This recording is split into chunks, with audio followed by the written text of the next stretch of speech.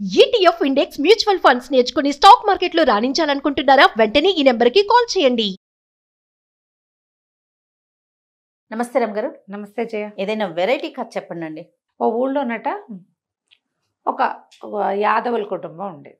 300-400 మేకలు గొర్రెలు ఉండేవి వాళ్ళకి జీవాలు. అయితే దాంతో ఏదో నడుస్తూ ఉంటుంది వీళ్ళకి. ఈ 300-400 ఏదో స్లోగా నడిచేది వాళ్ళ బండి.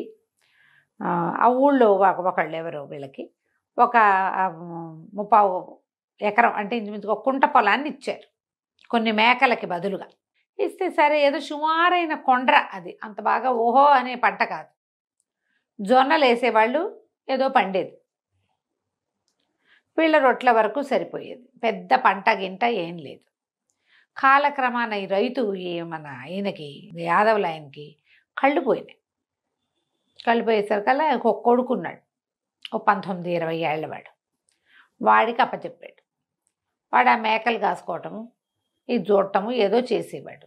కాలక్రమాన మేకలు తరిగిపోయినాయి, ఈ జొన్నలే వీళ్ళకి ఆధారంగా ఉన్నాయి.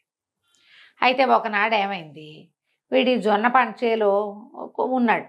ఆ చేను దగ్గర ఏదో పనిచేస్తుంటే లక్ష్మీదేవులు, అష్టలక్ష్ములు ఉన్నారు కదా మనకి, ధనలక్ష్మి, ధాన్యలక్ష్మి, ధైర్యలక్ష్మి, ముగ్గురు నడిచేస్తున్నారు అక్కడి నుంచి. అప్పుడప్పుడు లక్ష్మీదేవులు ఏమిటో అలా నడుస్తారు కథల్లో, ఎందుకో మరి అడక్కండి నన్ను, కథలో అలాగే ఉంటుంది. అయితే ఈ వస్తూ ఉంటే వాదించుకుంటున్నారు, నేను గొప్ప అంటే నేను గొప్ప, నేను ఎవడింట్లో ప్రవేశిస్తే వాడికి అదే పంటే పంట, నేను వచ్చాకే నువ్వు వస్తావు తెలుసా అని ధనలక్ష్మి ధాన్యలక్ష్మి అనుకుంటున్నారు. ధాన్యలక్ష్మి ప్రవేశించింది, బోళ్ళు ధాన్యం వస్తుంది. తర్వాత ప్రవేశించేది ఎవరు? ధనలక్ష్మి. ధాన్యం బాగా వస్తే అదే కదా ధనం.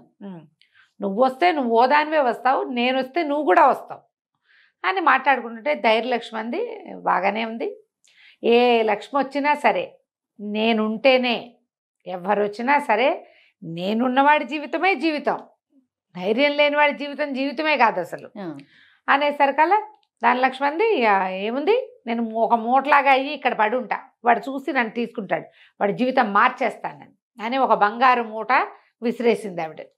ధాన్యలక్ష్మి అంది, ఇదేమిటి, నేను చేలో ప్రవేశించానంటే అప్పుడు వస్తుంది, వాడు అదే చూసుకుంటాడు నిన్ను చూడని ఆవిడేం చేసింది, చేలోకి ప్రవేశించేసింది.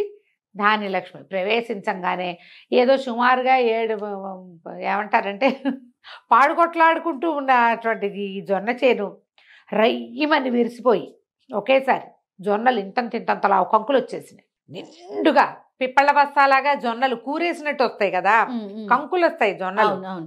చూసేసరికి సడన్ గా చేలో వచ్చిన మార్పు చూసేసరికి కుర్రాడు నిర్ఘాంతపోయాడు. అంతకుముందు వాడికి ధైర్యలక్ష్మి గుండెల్లో ఒక చోట నలకంత చోటు ఉండేది. ఆవిడ ఏం చేసింది, అక్కడి నుంచి దిగి నెత్తెక్కేసింది.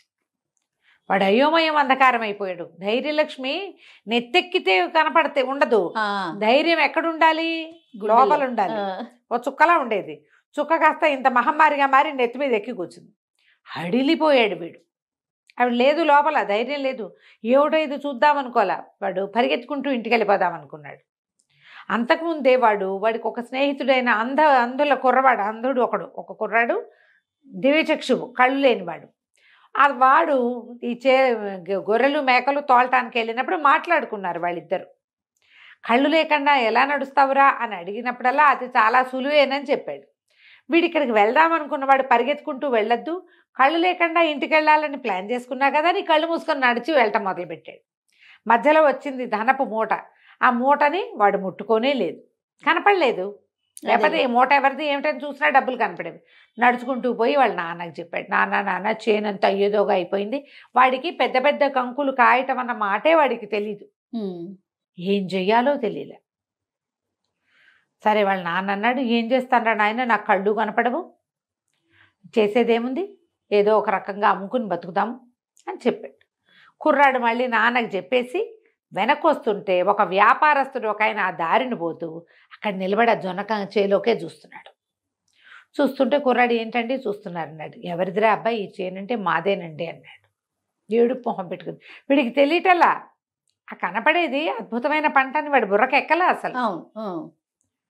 ఏదైనా సానుకూలంగా ఆలోచించాలంటే ధైర్యం కావాలి, ఆ ధైర్యం లేదు వీడికి.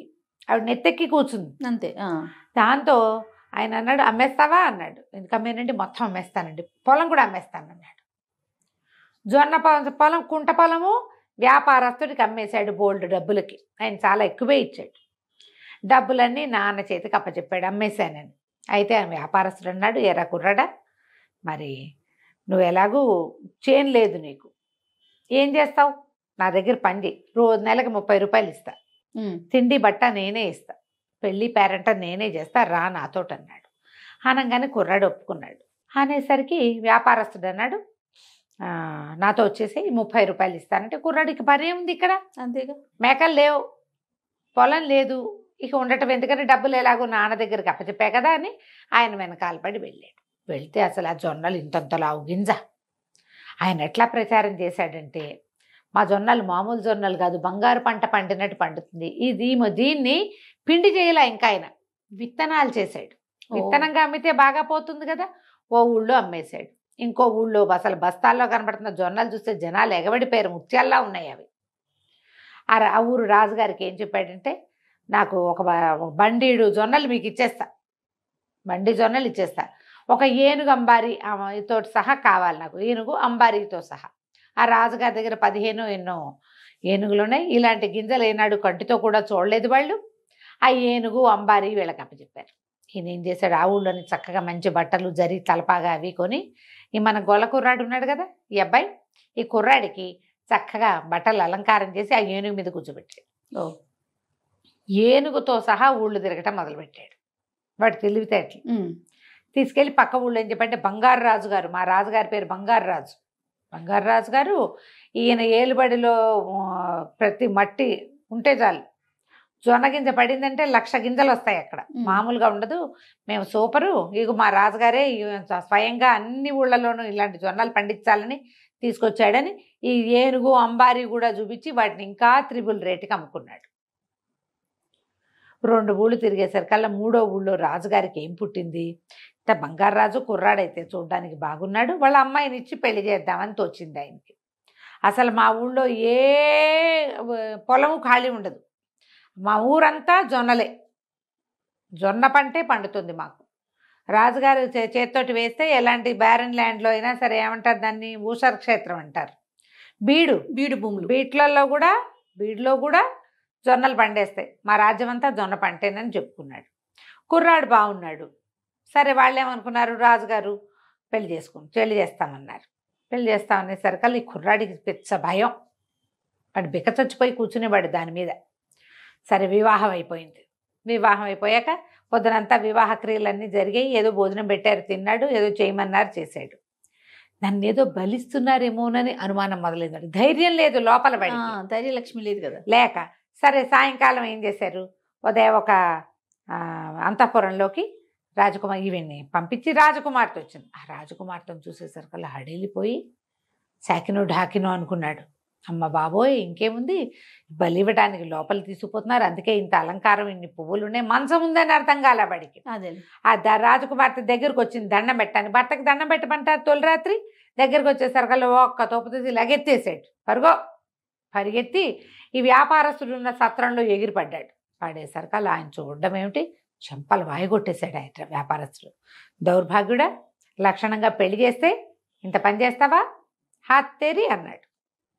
ఈ ముందు పెళ్ళప్పుడు కూడా ఈయన చెప్పాడు, మా పద్ధతి ప్రకారమే పెళ్ళి అవ్వాలన్నాడు.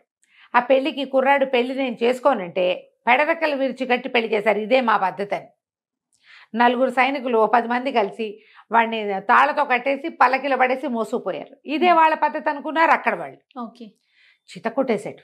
చితకొట్టి, ఇంత చక్కటి సంబంధం చేస్తే పెళ్లి చేసుకోవా, నాకు రావాల్సిన సొమ్మంతా పోగొడుతున్నావు నువ్వని ఈ రాజుగారి దగ్గరికి వెళ్ళి ఏం చెప్పాడు, మా రాజకుమారుడికి చాలా లెక్కలండి, అసలు విత్తనం విత్తటానికి టైం చూస్తాడు, రాత్రి ఏనుగు తొండాలంత ధారలతో వానబడిద్దిట, అదే ముహూర్తం అండి, వర్షాలు పడేటప్పుడు పునఃసమాగమం పనికిరాదండి, పునఃసంధానం. ఆ రాకుమారుడు ఒప్పుకోలేదు, బంగారు రాజుగారు అని చెప్పాడు. రాజుగారు ఆశ్చర్యపోయి ఇదేమిటి అని, వాన పడిందా లేదా చూడలే. ఆ ఊళ్ళల్లో ఏమిటి, రాజుగారి ఇల్లు ఒకటే ఉండదుగా, ఆయన కోటలో ఉంటాడు, అంతఃపురం వేరేగా ఉంటుంది. మళ్ళీ ముహూర్తం పెట్టించారు పునఃసమాగమానికి. సరే మళ్ళీ ఏం చేశారు, 2వ రోజు రాత్రి కూడా ఈ కుర్రాడు మళ్ళా యువరాణి దగ్గరికి వెళ్ళేసరికి ఆమెను చూడంగానే పరిగెత్తేశాడు. పరిగెత్తి వేరే చోటకి పారిపోవటం తెలియలా వాడికి. మళ్ళా వ్యాపారస్తుడు ఉన్న చోటకే వెళ్ళాడు. వెళ్ళగానే ఆయన ఏం చేశాడు, ముందు రోజు చెంపకాయలు వాయించి ఈ పూట చక్కగా సున్నంలోకి ఎముక లేకుండా దంచి పెట్టేశాడు, చిత్త కొట్టేశాడు. కొట్టేసి నువ్వు పెళ్లి చేసుకున్నావు, ఆ అమ్మాయితోటి కాపురం చేసి తీరాలి, నువ్వు లేకపోతే నువ్వు ఈ రాజ్యానికి రావు, నువ్వు రాజు కాలేవు, నేను మంత్రిని కాలేను. ఈ జొన్నలు ఎక్కడ విత్తినా అక్కడ మొలకెత్తేస్తున్నాయి ధాన్యలక్ష్మి దయ వల్ల. కొట్టాడు. మళ్ళీ రాజుగారి దగ్గర చెప్పాడు, ఏనుగు తలకాయ అంత దారలతో వాన పడిందండి, ఇట్లా కుదరదు, మంచి ముహూర్తం పెట్టించలేదు మీ వాళ్ళు అని పోట్లాడాడు. రాజుగారు ఆశ్చర్యపోయి సరైన మంచి ముహూర్తం పెట్టండి అంటే మర్నాడు ఇంకొక ముహూర్తం పెట్టారు. వాళ్ళు కూడా ముహూర్తం అంటారేమిటి, 3 రోజులు మంచి ముహూర్తాలే పెట్టామనుకుంటున్నారు.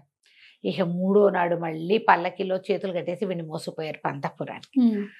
లోపలికి వెళ్తుంటే వాడికి అనిపించింది, ఎన్నిసార్లు పరిగెడతాను, ఇదేదో చచ్చిపోతామనుకుని పరిగెడితే, వస్తామని పరిగెడితే అక్కడికి వెళ్తే చావు దెబ్బలు తినాల్సి వస్తుంది కదా, అదే అందుకని ఆ చావేది ఇక్కడే చచ్చిపోతాం ఒక దెబ్బకే అని చెప్పి ఒక మూల కూర్చున్నాడు. మూల కూర్చునేసరికల్లా ధైర్యలక్ష్మి దిగొచ్చింది నెత్తి మీద నుంచి. ధనలక్ష్మి ధాన్యలక్ష్మి కూడా వచ్చారు. చూసారా, మీరున్నా నేను లేకపోవటం వల్ల వీడికి అనుభవంలోకి రాలా, అవును, ధనము అనుభవంలోకి రాలా, కళ్ళు మూసేసుకున్నాడు. ధాన్యము అనుభవంలోకి రాలా, అమ్మేసుకున్నాడు.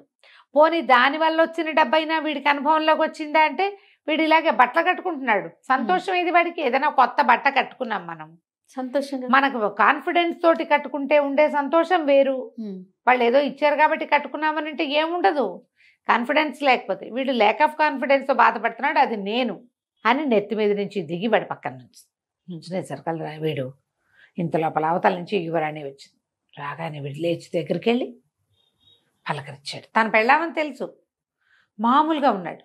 యువరాణి ఆశ్చర్యపోయింది, ఊరిని ఇంత మామూలుగా ఉన్నాడే, ముందు రోజంతా గోల్ చేసి పరిగెత్తాడు కదా. సరే, భార్య భర్త దగ్గరయ్యారు. ఈ అబ్బాయి చాలా స్థిమితంగా ఉండిపోయాడు.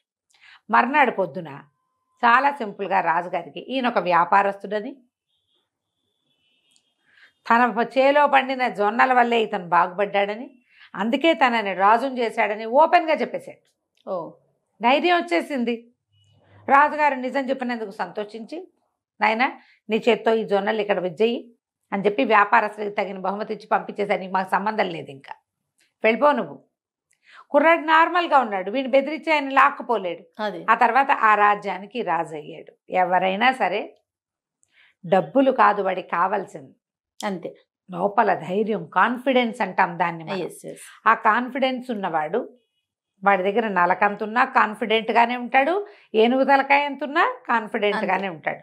బేసిక్గా వాడికి ఉండవలసిన విషయం ఏమిటి, కాన్ఫిడెన్స్, అంతే. అది చదువులో కావచ్చు, డబ్బుల్లో కావచ్చు, వ్యాపారంలో కావచ్చు, ఉద్యోగంలో కావచ్చు, బతకటానికి కూడా కాన్ఫిడెన్సే కావాలి. కాన్ఫిడెంట్గా జీవించండి. చాలా బాగుంది రమ్మగారు. నమస్తే. నమస్తే జయ.